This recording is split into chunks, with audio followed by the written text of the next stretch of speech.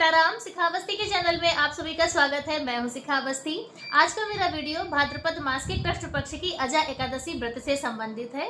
आज इस वीडियो में हम जानेंगे कि अजा एकादशी का व्रत हमें कौन से दिन करना है, एकादशी तिथि कब से प्रारंभ होगी, कब पूर्ण होगी और हमें पूजा कौन से दिन करना है, व्रत कब किस प्रकार से करना है, एकादशी वाले दिन हमें कौन से विशेष कार्य करने होते हैं जिससे आपके जीवन में सुख समृद्धि संपन्नता का वास हो, आपके जीवन की सभी परेशानियों का अंत हो और लक्ष्मी नारायण भगवान का आशीर्वाद आपको प्राप्त हो। तो देखिए, प्रत्येक वर्ष भाद्रपद मास की कृष्ण पक्ष की एकादशी को हम अजा एकादशी के नाम से जानते हैं, जिसे जया एकादशी भी कहते हैं। धार्मिक मान्यताओं के अनुसार अजा एकादशी का व्रत करने से भक्त के जीवन के सभी दुख दर्द, सभी विपत्तियों का नाश होता है। अजा एकादशी महात्मा में ऐसा वर्णन आता है कि महर्षि विश्वामित्र जी ने राजा हरिश्चंद्र जी की परीक्षा ली थी और उस परीक्षा में उत्तीर्ण होना बहुत ही मुश्किल है।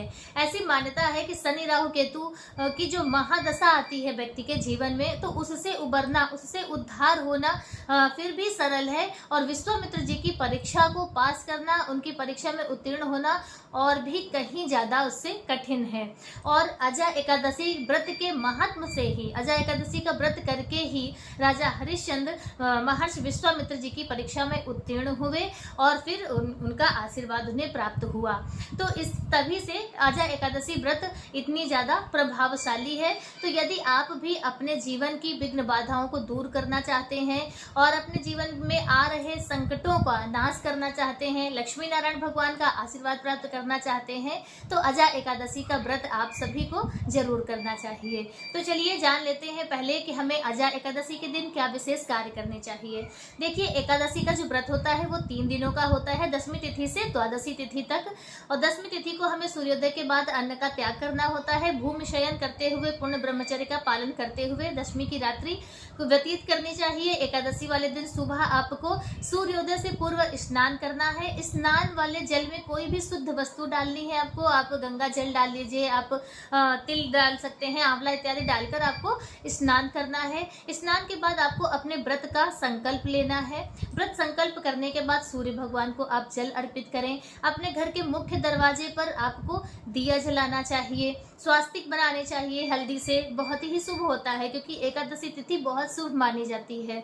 तो और तुलसी माता की पूजा अर्चना करनी चाहिए, बस उन्हें आपको जल अर्पित नहीं करना है, इस बात का ध्यान रखना है। आप तुलसी माता पे दिया जलाएं, उन्हें चुनरी उड़ाएं और उनके पास बैठ के आप नाम जाप करें, तो उनकी परिक्रमा करें। तो इस प्रकार से तुलसी माता की पूजा अर्चना करें और फिर लक्ष्मी नारायण भगवान की आपको विधिवत पूजा अर्चना आराधना करनी है। एकादशी महात्मा सुनना है। भगवान विष्णु के सहस्त्र नाम का पाठ करें, बहुत ही ज्यादा शुभ माना जाता है। एकादशी वाले दिन यदि आपको सुबह समय नहीं मिलता है तो आप दोपहर के समय, शाम के समय, जब भी आपको समय मिले, लेकिन भगवान विष्णु के सहस्त्र नाम का पाठ आपको एकादशी तिथि पर जरूर करना चाहिए। और इसके यदि आप नहीं कर सकते हैं तो आप मोबाइल में चला लीजिए और चलाकर आप सुन लीजिए और विष्णु चालीसा का पाठ कर लीजिए, लक्ष्मी चालीसा का पाठ कर लीजिए और इस प्रकार से फिर भगवान विष्णु, माता लक्ष्मी की आरती कीजिए और अपने व्रत को आप प्रारंभ कीजिए। पूरा दिन आपको व्रत रखना है, जिस प्रकार से आप करते हो, फलाहार करते हो, निर्जल करते हो, बस उस प्रकार से आपको करना है। शाम के समय पंचोपचार विधि से नारायण भगवान की पूजा अर्चना कीजिए, जितनी देर हो सके उतनी देर जागरण कीजिए। द्वादशी वाले दिन सुबह सवेरे स्नान करके एक ब्राह्मण को भोजन करा के और फिर आप अपने व्रत का पारण कीजिए। तो इस प्रकार से आपको अजा एकादशी व्रत को करना है। अब हम जान लेते हैं कि एकादशी तिथि पर आपको कौन से विशेष कार्य करने हैं। देखिए, एकादशी तिथि पर सबसे पहले तो आपको सूर्योदय से पूर्व जरूर उठना चाहिए। तुलसी माता में सुबह और शाम दोनों समय आपको दीपदान जरूर करना चाहिए। बस ये याद रखिएगा, सुबह आपको सूर्योदय से पहले ही दीपदान करना है। यदि सूर्योदय हो जाता है तो फिर आप कहते हैं कि आपके दीपदान का उतना महत्व नहीं रह जाता है। तो सूर्योदय से पूर्व आप तुलसी माता में दीपदान जरूर करें, बहुत ही ज्यादा शुभ माना जाता है। और इसके साथ ही आप अपने घर के मुख्य दरवाजे पर भी एक दिया जरूर जलाएं एकादशी वाले दिन। और एकादशी तिथि पर पीपल वृक्ष की पूजा जरूर करनी चाहिए। आप कुछ नहीं कर सकते, एक लोटा शुद्ध जल चढ़ा के, पुष्प चढ़ा के और 7 परिक्रमा कर लीजिए। कहते हैं कि पीपल वृक्ष में लक्ष्मी नारायण भगवान, मतलब नारायण भगवान का माता लक्ष्मी जी के साथ में पूर्ण वास रहता है। तो आप यह कार्य भी आपको जरूर करना चाहिए। हो सके शाम के समय पीपल वृक्ष के नीचे आप दीपक जलाएं। बस ये याद रखिएगा कि रविवार का दिन ना हो, चाहे एकादशी हो, अमावस्या हो, चाहे जो हो, लेकिन हमें रविवार वाले दिन पीपल वृक्ष के नीचे नहीं जाना चाहिए।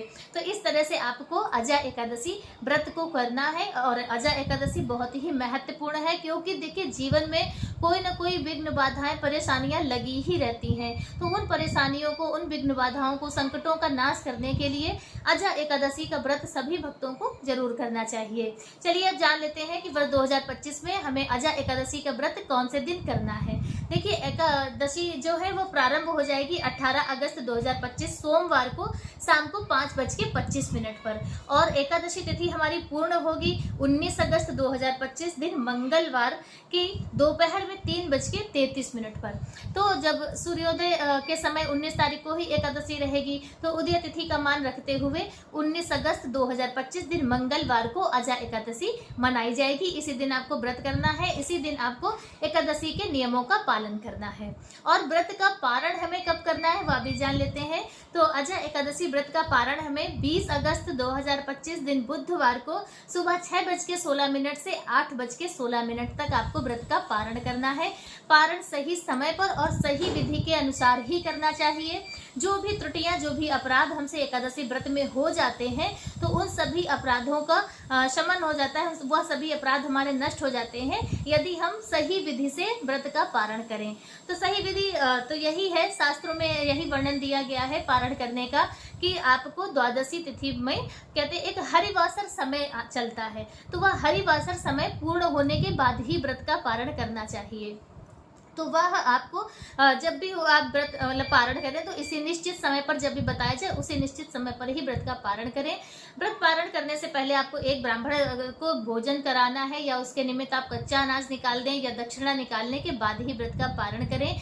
यदि दूसरे दिन कोई व्रत आपका नहीं है तो आप अपने हाथ में गंगा जल और तुलसी का दल और चावल के दाने रखकर और फिर उन्हें निगल कर आप अपने व्रत का पारण करें। यदि कोई व्रत है तो फिर आप चावल के दाने ना रखें, सिर्फ जल और तुलसी का दल रख के आप अपने व्रत का पारण करें। तो इस प्रकार से आप पारण करें और पूर्ण लक्ष्मी नारायण भगवान का आशीर्वाद प्राप्त करें। अजा एकादशी व्रत की आप सभी को हार्दिक शुभकामनाएं। अजा एकादशी व्रत से संबंधित आज का वीडियो मेरा बस इतना ही।